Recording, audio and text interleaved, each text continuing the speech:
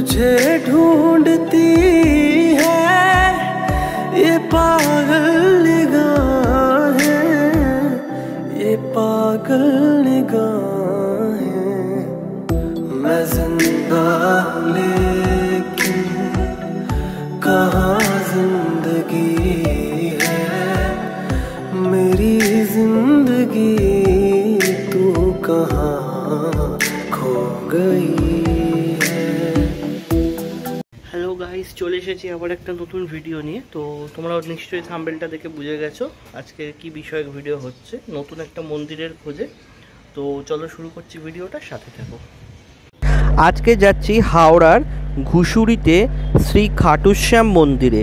তো এই মন্দিরে কিভাবে যাবে তোমাদের পুরো ডিটেলসটা জানিয়ে দিচ্ছি।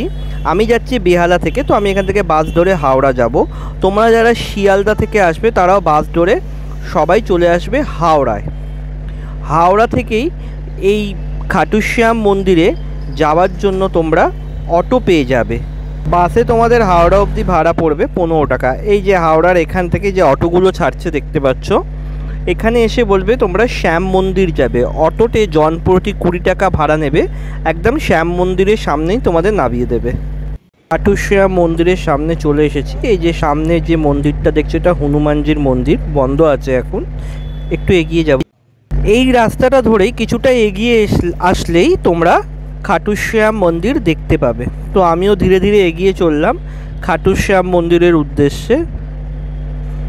দেখো আমরা ধীরে ধীরে এগিয়ে চলেছি।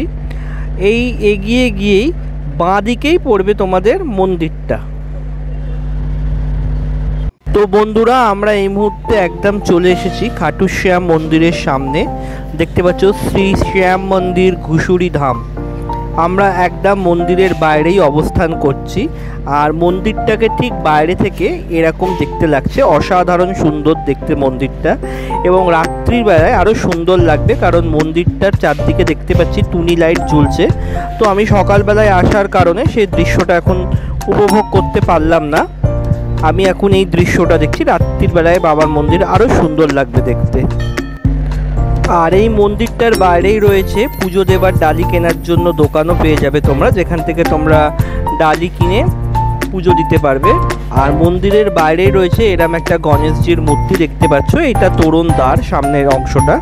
এই তোরণ দ্বার দিয়েই আমাদের ধীরে ধীরে ওপর দিকে উঠে যেতে হবে। মন্দিরটা দোতলায় অবস্থান করছে। তো এবারে আমরা ধীরে ধীরে মন্দিরের ভেতরে প্রবেশ করব এবং মন্দিরের ভেতরের অংশটা তোমাদের দেখাবো। চলো প্রবেশ করি। আমরা এখন শ্যাম মন্দিরের সিঁড়ি বেয়ে ওপরের দিকে উঠছি। তোমাদের জানিয়ে দিই বন্ধুরা, এই শ্যাম মন্দির মেনলি রয়েছে রাজস্থানে। রাজস্থানে শ্যাম মন্দির হচ্ছে ভারত বিখ্যাত।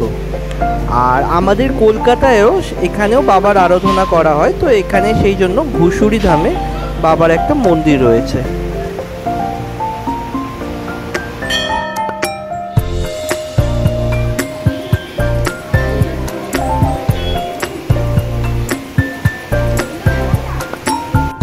তো আমরা এই মুহূর্তে মন্দিরের ভেতরের অংশটা দেখতে পাচ্ছি। তো মন্দিরের এই ওপর দিকে দেখছো প্রচুর দেবদেবীর মূর্তি রয়েছে এখানে, আর অসম্ভব সুন্দরভাবে সাজানো হয়েছে। তোমাদের এই খাটুশ্যাম বা খাটু বাবা যিনি হলেন, তার সম্পর্কে একটি পৌরাণিক গল্প তোমাদের শোনাবো। সেটা হলো, এই খাটুশ্যাম যিনি বারবারিক, তিনি ছিলেন ভীমের নাতি। যখন কুরুক্ষেত্রের যুদ্ধ হয় তখন তিনি যুদ্ধে অংশগ্রহণ করবেন বলে এসে উপস্থিত হন, এবং এই বারবারিক বর পেয়েছিলেন যে তিনি যে কোনো যুদ্ধ 3টি বাণ অর্থাৎ তীর দ্বারাই শেষ করে দিতে পারেন। তো সেই কথা ভগবান শ্রীকৃষ্ণ জানতেন, এবং কুরুক্ষেত্র যুদ্ধের সময় যখন বারবারিক এসে উপস্থিত হন এবং জানান এই যুদ্ধে যে হেরে যাবে তিনি তার হয়ে লড়বেন, তখন শ্রীকৃষ্ণ তাকে বলেন যে বারবারিক প্রথম দিকে পাণ্ডবদের হয়ে যুদ্ধ করলেও শেষের দিকে তাকে কৌরবদের হয়েই যুদ্ধ করতে হবে, কারণ তিনি সব কিছুই জানতেন। এই কথা বারবারিককে তিনি জানান, এবং বারবারিককে মহাভারতের পুরো ঘটনা তিনি তার দিব্য সেই ঘটনা দেখান। এই কথা জানার পরে বারবারিক শ্রীকৃষ্ণের কাছে জানতে চান এখন তিনি কি করবেন। তখন শ্রীকৃষ্ণ তাকে বলেন যে এই যুদ্ধ থেকে যদি তিনি বিরত থাকতে চান তাহলে তিনি যেন তার শীষ তাকে দান করেন। তো ভগবান শ্রীকৃষ্ণের কথা শোনার সঙ্গে সঙ্গে বারবারিক তাকে তার শীষ দান করেন এবং বলেন, প্রভু আমি এই মহাধর্মযুদ্ধ পুরো নিজের চোখে দেখতে চাই। তখন শ্রীকৃষ্ণ তাকে বলেন সে যেন রাজস্থানের উঁচু পর্বতে গিয়েও অবস্থান করে এবং সেখান থেকে এই যুদ্ধ তিনি দেখেন এবং তাকে এই বলেও আশীর্বাদ করেন যে তিনি তার নামে অর্থাৎ খাটুশ্যাম নামে পরিচিত পাবেন তার ভক্তদের কাছে, এবং যার কপালে শ্রীকৃষ্ণ লিখে দেন সেই লেখা কেউ মুছতে পারেন না বা তাকে কেউ সুখ দিতে পারেন না। কিন্তু ভগবান বারবারিককে এই বলে আশীর্বাদ করেন যে যার কপালে তিনি দুঃখ লিখেছেন, যদি তিনি চান অর্থাৎ বারবারিক যদি তিনি চান তাহলে তিনি তার কপালে সুখ লিখতে পারেন। এই বলে তাকে আশীর্বাদ করেন এবং তিনি বলেন তিনি আজ থেকে তার নাম যেটা শ্যাম, এবং সেই শ্যাম নাম অনুযায়ী তিনি খাটুশ্যাম নামে পরিচিত হবে। আর আমরা এই মুহূর্তে এই যে খাটুশ্যাম বাবা ঘুষুরি ধামের সেই খাটু বাবাকে দর্শন করছি।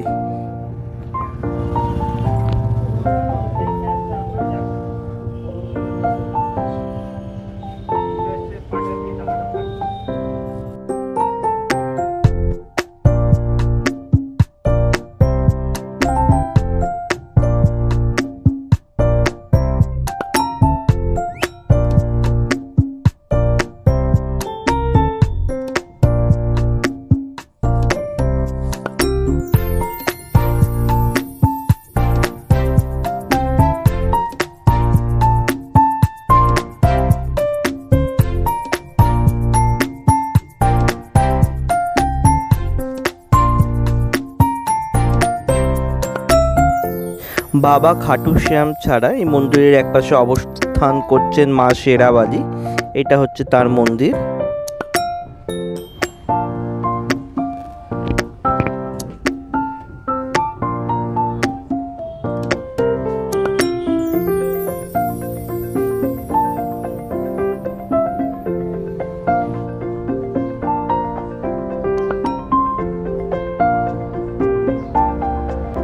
আর মা শেরাবালির পাশেই ঠিক অবস্থান করছেন রাধা কৃষ্ণ।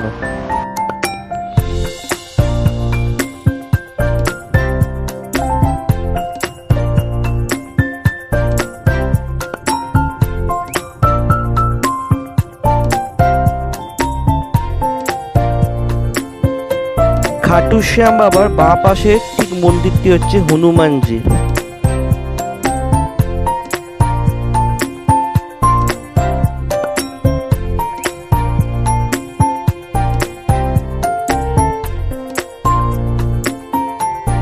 আর তার পাশেই অবস্থান করছেন দেবাদিদেব মহাদেব এবং মাতা পার্বতী।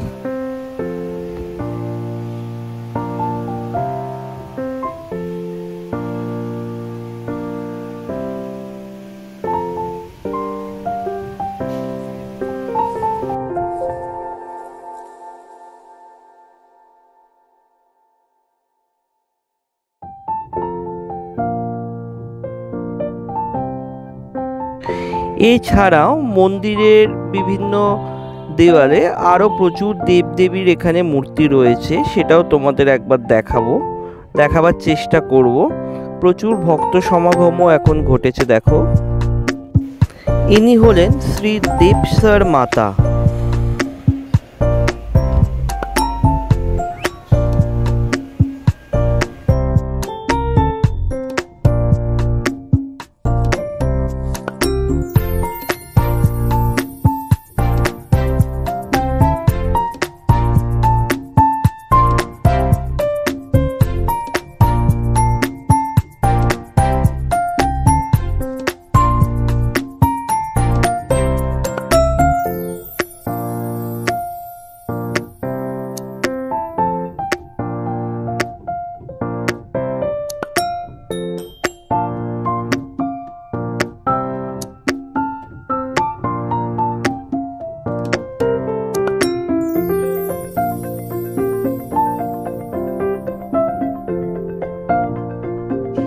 আমরা এই মুহূর্তে খাটুশ্যাম বাবার দরবারের ঠিক বাইরেটায় দাঁড়িয়ে আছি, আর দেখতে পাচ্ছি প্রচুর মানুষ এই বাবার মন্দিরটিকে প্রদক্ষিণ করছে। তোমরা দেখতে পাচ্ছ প্রচুর মানুষ, ভক্ত, বাবার ভক্তরা এই মন্দিরকে প্রদক্ষিণ করছে এবং তাদের অনেকের হাতে দেখতে পাচ্ছি মালা রয়েছে। সেই মালা জপতে জপতে তারা বাবার মন্দিরটি প্রদক্ষিণ করছে।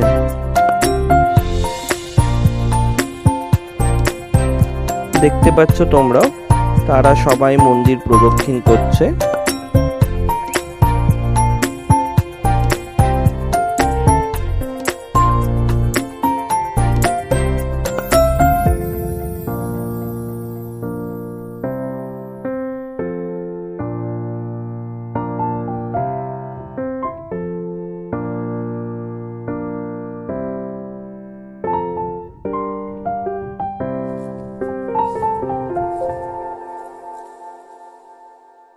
আমি নিজে তোমাদের একবার মন্দিরের ভেতরের অংশটা দেখিয়ে দিচ্ছি। দেখো মন্দিরের ভেতরের অংশটা।